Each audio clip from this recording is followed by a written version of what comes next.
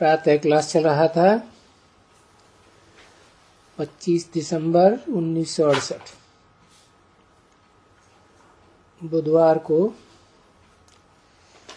तीसरी चौथी पांचवी लाइन में बात चल रही थी कि बहुत जन्म के अंत वाले जन्म के अंत में तुम एकदम तमो प्रधान बन जाते,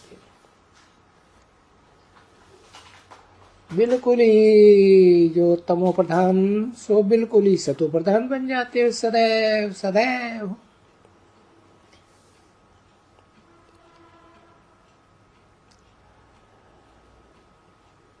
तुम बच्चों का ओबिडेंट बन करके शिव बाप आता है। देखो तुम बंदर खाओ अंदर में, तो हम क्या बन गए हैं, कितने छी बन गए और कितने अति छी को अति वाहवा जो होता है, जो कभी विकार में या छी में जाता ही नहीं, बनता ही नहीं, वो बैठ करके पढ़ाते हैं। गोया भगवान मेहतरों को बैठ करके पढ़ाते हैं। ऐसे कहेंगे ना बच्चे,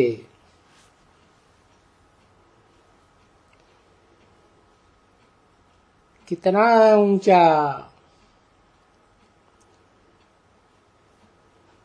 तो समझ चाहिए ना ये सभी।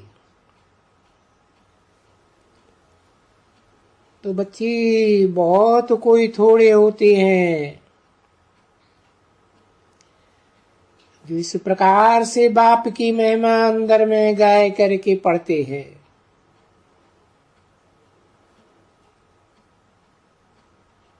क्या बाप और कहाँ हम,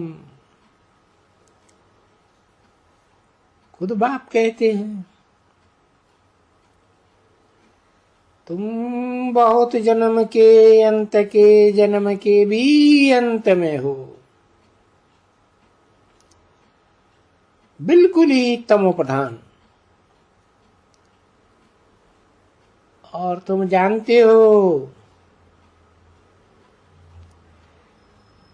कि मैं तुम सभी तमो प्रधान को सतो प्रधान बनाने वाला हूं। तुमको क्या कर रहा हूं, पढ़ा रहा।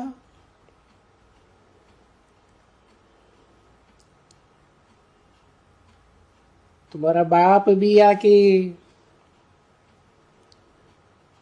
मैंने तुम बच्चों को सब मेहतरों को गोद में लिया है ऐसे बोलते हैं। समझा ना, है ना बरोबर सच्ची बात। ये भाड़ खाने वाले को क्या कहेंगे, ये मूत पलीतियों को भला क्या कहेंगे।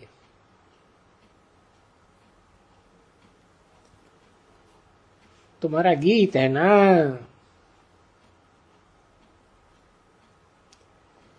तुम अपने लिए पता है कि साधु संत महात्मा ये अक्षर बेगाना, वो बेचारे तो कुछ समझते ही नहीं है। जो भी भक्ति करते हैं उनमें कोई भी समझ नहीं है, क्योंकि जो बहुत में बहुत भगत है, देखो कितने घमंड है उन भक्तों को।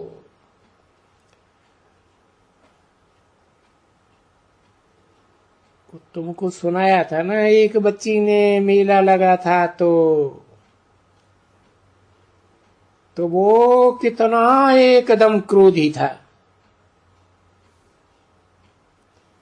समझे ना, पैसे के लिए कितना क्रोधी। तो बाप ने कहा ना, अभी साधु हुए ना, सभी साधुओं का तो उद्धार मुझे ही करना है।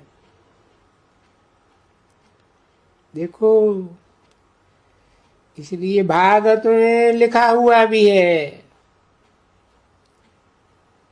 जो अपन को ईश्वर कहलाते हैं वो हैं हिरण्याकश्यप। हिरण्याकश्यप और हिरण्याक्ष ऐसे दैत्य हैं। अरे वो उसमें कहा जाता है, बड़े थे बड़े, ऊंचे थे ऊंचे, बहुत छीछी थे छीछी दैत्य।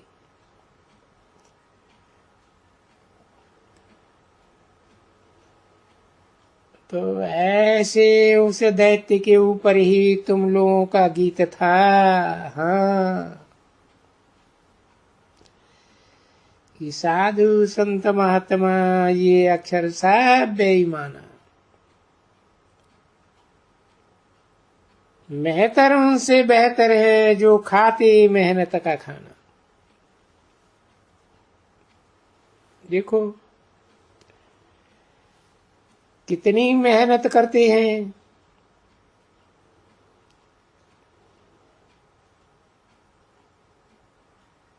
अगर ये गंद की सफाई करने वाले ना होवे तो कितनी गंद हो जावे, है ना बरोबर। और अभी अगर ये महात्मा ना होवे तो क्या कोई गंद हो जाएगा क्या? ये तो और ही गंदा बनाते हैं, मनुष्यों को पतित बनाते हैं ना। तभी बाप आकर के पूछते हैं ना, मीठे मीठे बच्चों, लाडले बच्चों, याद है ना तुमको, हम 5000 वर्ष पहले आकर के तुमको इतना पावन बनाया, स्वर्ग का मालिक बनाया।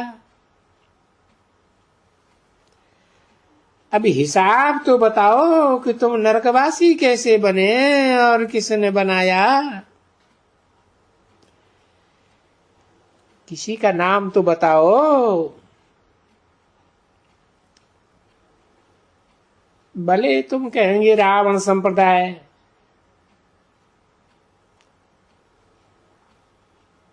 तो वहां सभी रावण संप्रदाय हैं क्या?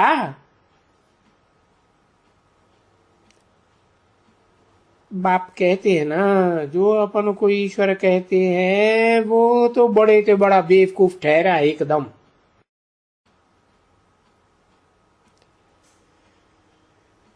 मुझे गाली भी देते हैं,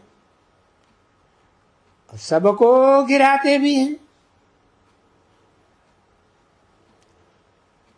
जिस किसी से भी पूछो, अरे ईश्वर कहाँ है? ईश्वर सर्वव्यापी है। देखो, बात ये कहते हैं सर्वव्यापी है, तो अभी तो विनाश का समय है ना। तो गाया जाता है ना, विनाश काले विपरीति बुद्धि भई विनश्यन्ति। विनाश काले प्रीति बुद्धि विजयते।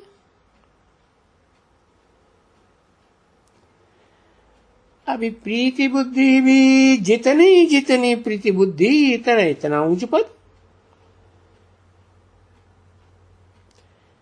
देखो बाबा बच्चों को कितना क्लियर करके समझाते।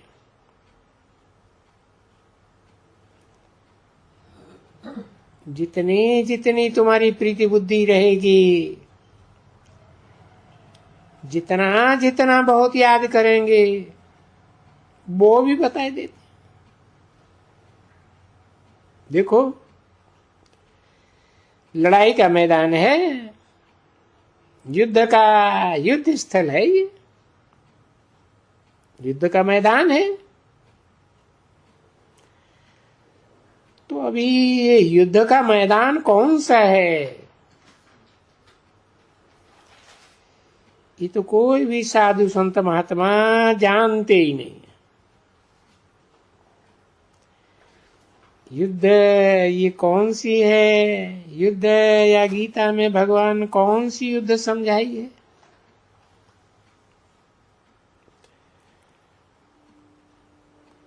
वो तो हुई है पांडवों कौरवों की लड़ाई का मैदान। वो सभी निकाल के बैठ गया है कुछ पता है उनको विचारों को? अनेक बार तुमने सुना होगा और सुनते ही रहते हैं।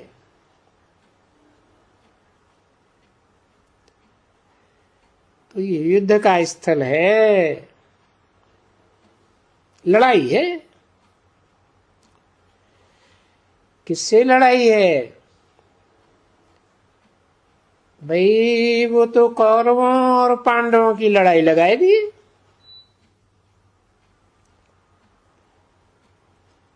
अभी कौरव और पांडव हैं जरूर,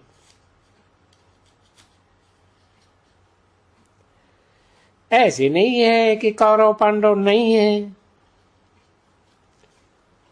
वो कौरव संप्रदाय है। देखो उसमें लिखा हुआ है ना, और तुम हो पांडव संप्रदाय।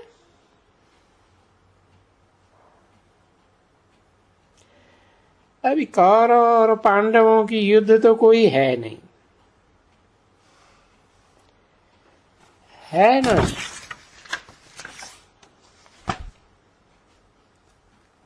और पांडवों और कौरवों की युद्ध हो ही नहीं सकते हैं।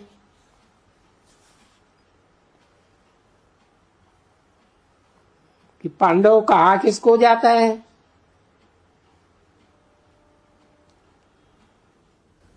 25 दिसंबर 1968 की प्रातः क्लास का चौथा पेज। पांडव उनको कहा जाता है जिनकी बाप के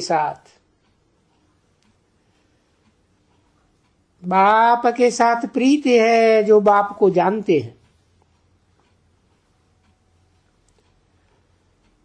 कौरव कहा जाता है जो बाप को नहीं जानते हैं।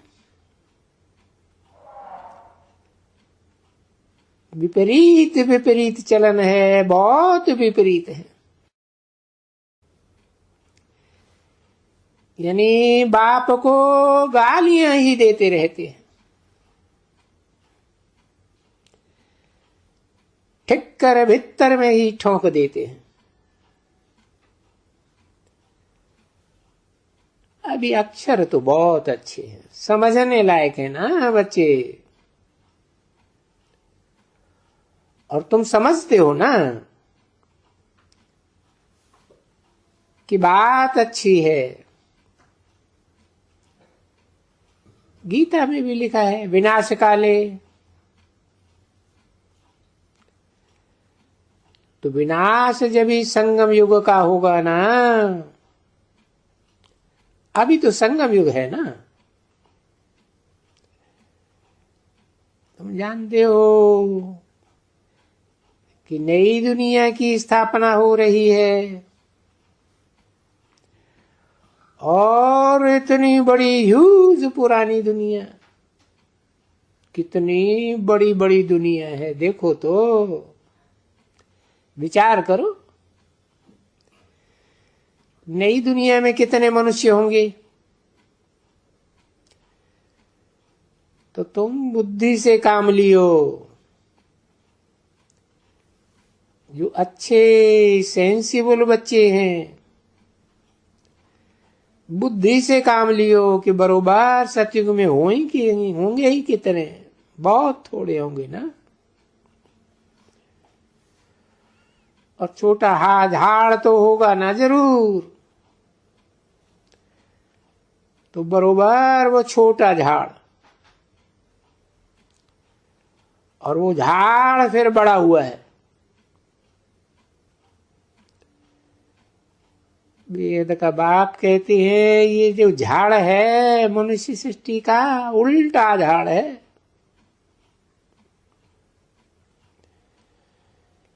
ये भी तो समझते हो। अभी ये उल्टा झाड़ है। इस बात को ये कि भी मनुष्य नहीं जानते कि ये मनुष्यों का उल्टा झाड़ है, और इस उल्टे झाड़ में मनुष्य सृष्टि का बीज ऊपर में है।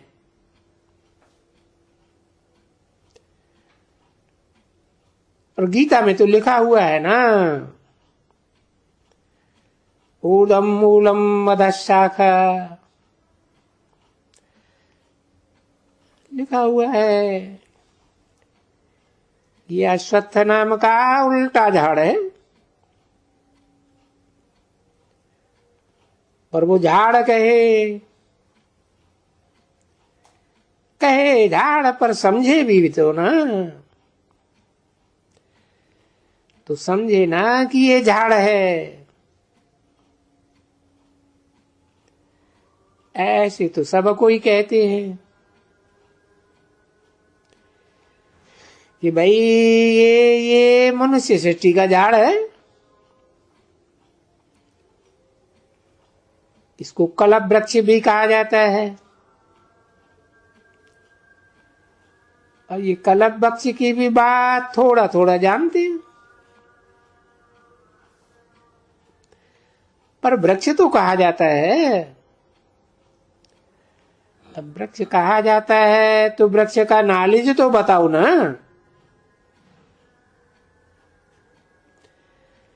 तो और सभी वृक्षों का नॉलेज बिल्कुल इजी है।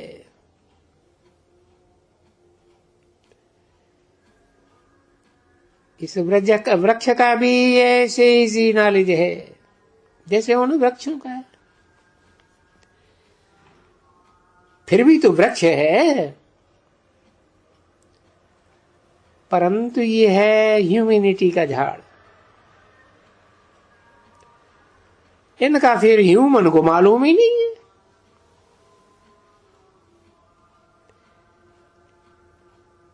ह्यूमन को और वृक्षों का मालूम ही नहीं है।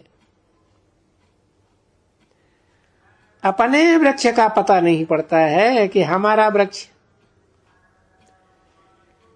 जिसका बीज ऊपर में है, और उस बीज को कह देते हैं हे भगवंत हे भगवान। हाँ, ऐसे भी तो कहेंगे ना, गॉड इज ए क्रिएटर, रचयिता है।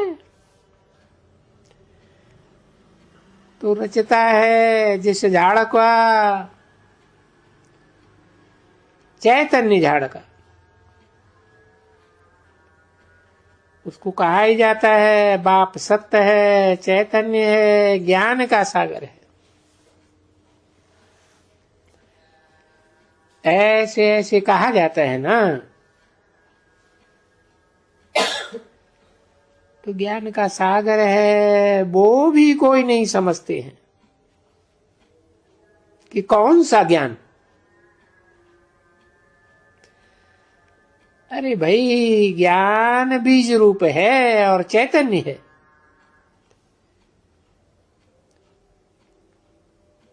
तो बीज का बाप हुआ भाई, बीज का बाप कौन है? बीज है ना। ऐसे तो जरूर कहेंगे ना, इनसे ये रचना होती है इतने बड़े झाड़ की। किनसे? आत्माओं के बाप और मनुष्य सृष्टि के झाड़ के बाप से। तो बाप बैठ करके समझाते हैं, देखो इस मनुष्य को अपने मनुष्य झाड़ का कोई पता नहीं है, बिल्कुल ही है बीज।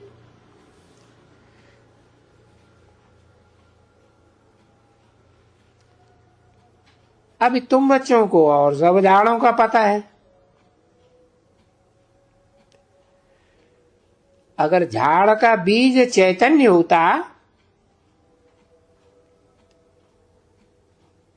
आम चैतन्य होता तो तुमको बताता,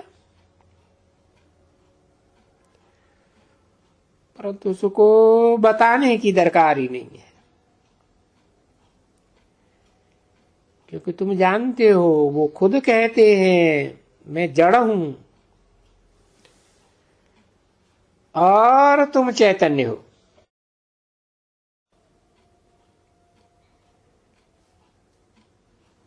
और तुम चैतन्य होने के कारण तुम ही हमारी रचना को जानते हो, समझा ना। बोलते नहीं है पर समझ में तो ऐसा आता है ना।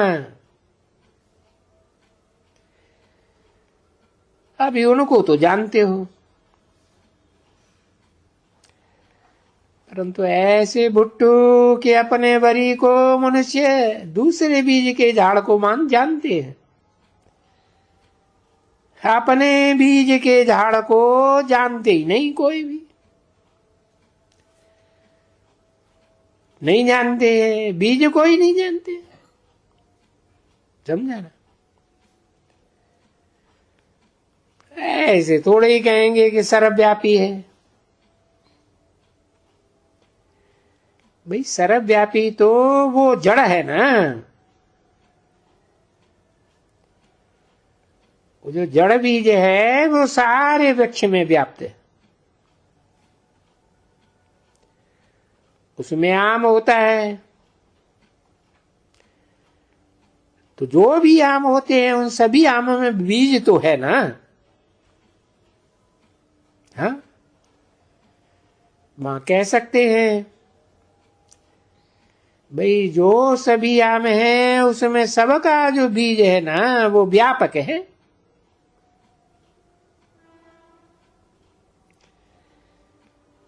जो बीज फिर लगाया जाता है तो झाड़ की उत्पत्ति होती है।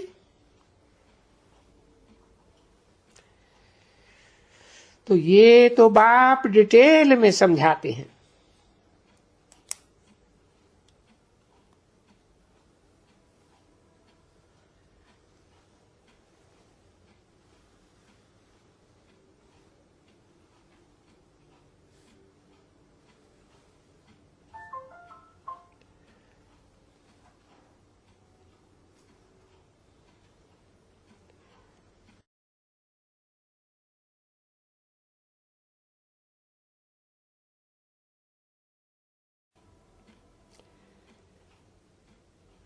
समझाते हैं ये तो चैतन्य है ना, समझाने वाला चैतन्य है, और वो जड़ बीज तो जड़ है, इसलिए इसको कहा जाता है मनुष्य का बीज। और वो सत्य है, चैतन्य है, ज्ञान का सागर है, आनंद का सागर है।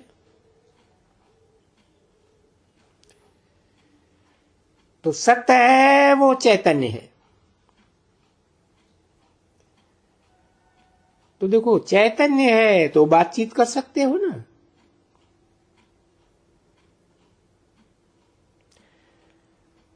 और बीज के फल या बीज या आम बातचीत कर सकते हैं क्या, कोई भी। इसलिए मनुष्य का जीवन, मनुष्य का तन सबसे ऊंचे गिना गया है। फिर उसमें भी, उन मनुष्यों में भी ये जो तुम्हारा तन है ये सबसे ऊंचे गाया गया है। इसको ही कहा जाता है अमूल्य। इसका कोई भी मूल्य नहीं कथन कर सकते हैं,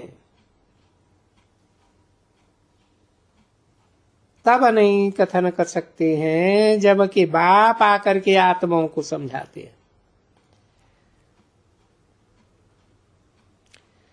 तो तुमको आ करके फिर कहते हैं तुम रूप भी हो बसंत भी हो।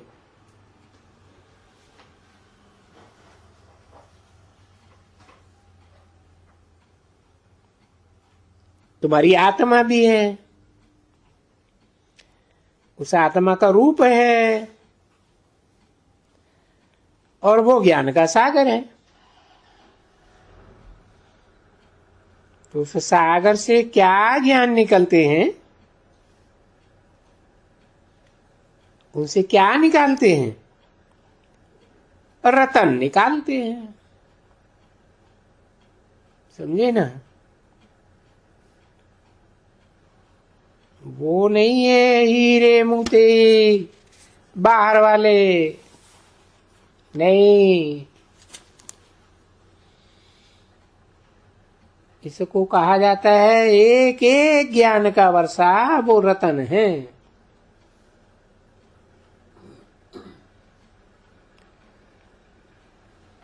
अभी वो तो रतन अलग अलग है ना बच्चे।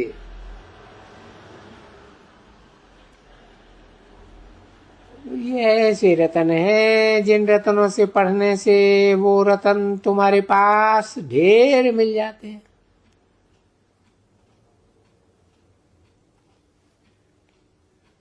देखो बहुत हैं, कितने मिले हुए हैं रतन इन लोगों को, और ये तो कुछ भी नहीं है।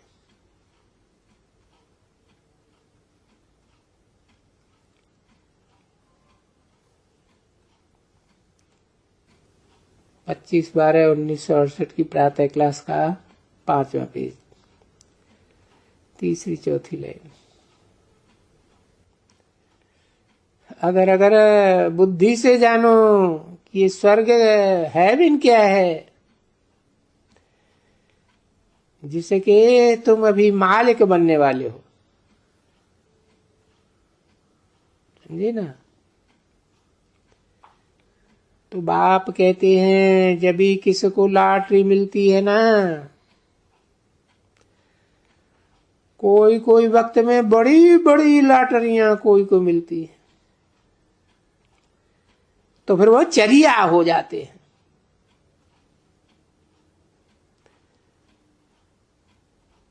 तो बाबा कहते हैं सच्च पच्च हैं भी ऐसे कि पढ़ते हैं बनते ही हैं, परंतु माया बिल्कुल ही चूहरा बनाई देती है, एकदम चट्ट खाते में बनाई देती है। क्योंकि माया जीत पहनती है ना। ओम शांति।